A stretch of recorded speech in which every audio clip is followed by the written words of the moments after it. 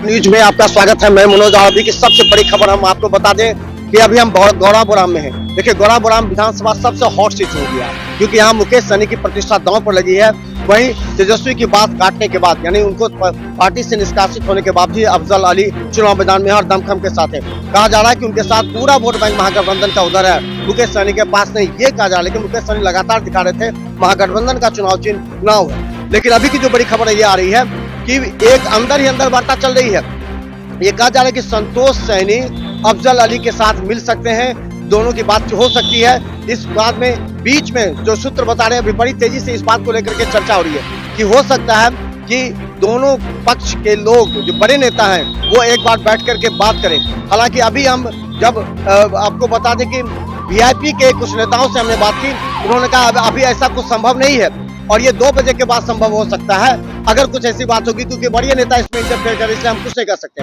वहीं दूसरी तरफ बता दें, अफजल अली के भी सूत्र बता रहे हैं हम, उन्होंने कहा हमको ज्यादा इंटरेस्ट नहीं है। यानी अफजल अली के सूत्र बता रहे हैं हमको आपस में बात करने का कोई इंटरेस्ट नहीं है, हमारा वोट बैंक है और हमको लालटेन छाप मिला, हम चुनाव लड़ रहे हैं और हम जीतेंगे तो तेजस्वी यादव के साथ ही रहेंगे। तो देखिए, दोनों तरफ क्या मुकेश सहनी फंस गए हैं, ये सबसे बड़ी बात है। हम इसलिए कर रहे हैं कि देखिए, अगर ये क्षेत्र में चर्चा है कि संतोष सहनी बैठ सकते हैं या गले मिल सकते हैं अफजल अली से, तो उनका जो बेसिक वोट बैंक है सहनी समाज का, वो तुरंत ट्रांसफर हो जाएगा सुजीत सिंह में, बीजेपी वोटर में ट्रांसफर हो जाएगा, क्योंकि पहले से बीजेपी वोटर है। इस परिस्थिति में नुकसान संतोष सहनी का ही है, दोनों पक्ष से देखिए।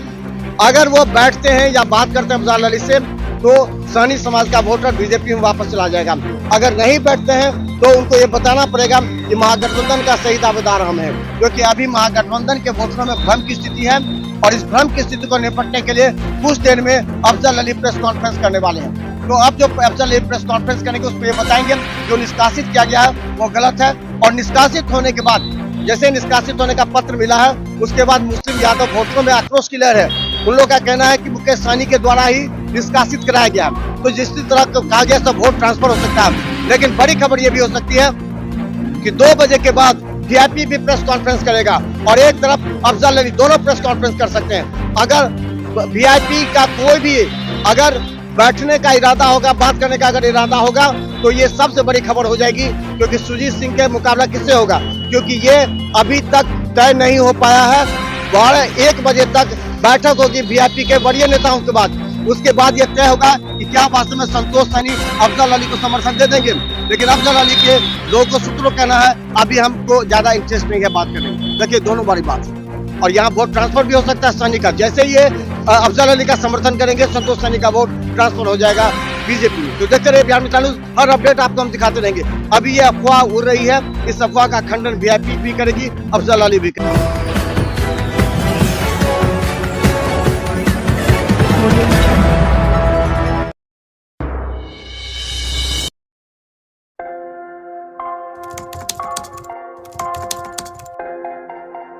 मतलब ये हुआ जुमला हुआ, ऐसा कोई नहीं कर सकता है दुनिया में।